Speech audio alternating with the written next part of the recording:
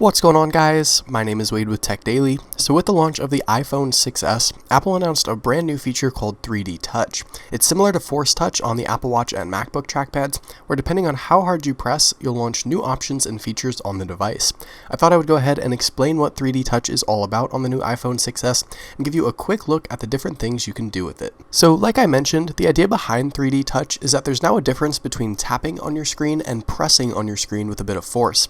Pressing and holding for a second will give you a little bit of haptic feedback using Apple's new Taptic engine, and depending on if 3D Touch is supported or not, you'll either get some new options and pop-ups or a quick blur of the screen showing that no options are available.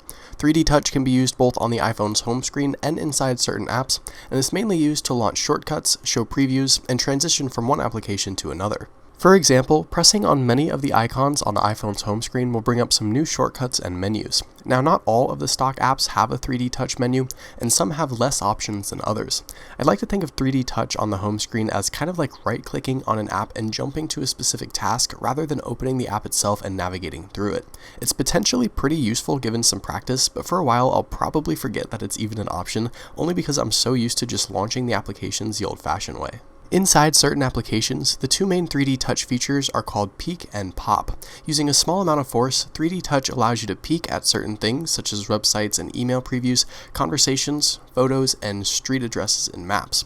If you want to launch the application you're peeking at, you press a little bit harder and 3D Touch will pop you into the application you are peeking at. I'm actually a really big fan of the peek feature in particular. It's nice to be able to preview websites or addresses without having to jump from app to app and wait for it to load, and given the bump in specs for the 6s, Peeks and Pops works pretty much instantaneously. One of the simplest yet most useful features of 3D Touch is how it works with the keyboard.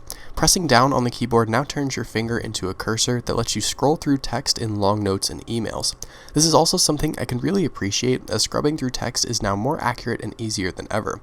And yes, I know applications like Swipe and SwiftKey exist, but it's nice being a standard feature. 3D Touch is also how you view the new Live Photos feature. So on the 6s, you can take what Apple calls live photos, which are almost like short videos or animated photos that capture the few moments before and after the actual picture.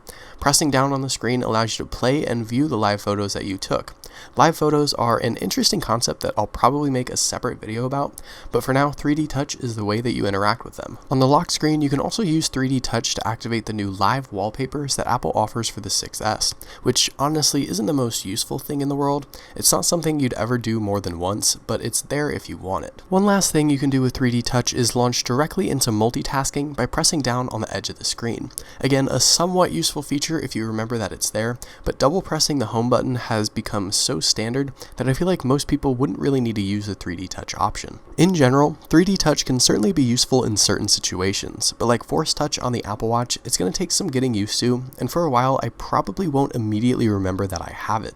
What will be really interesting though with 3D Touch is seeing how developers integrate it with certain apps and games. It'll definitely add a whole new element, which I'm excited to see. So hopefully you guys enjoyed this video. Let me know what you think of 3D Touch in the comments below. Also, be sure to follow Tech Daily on Twitter and subscribe to the Tech Daily YouTube channel if you haven't already, and I'll see you guys later.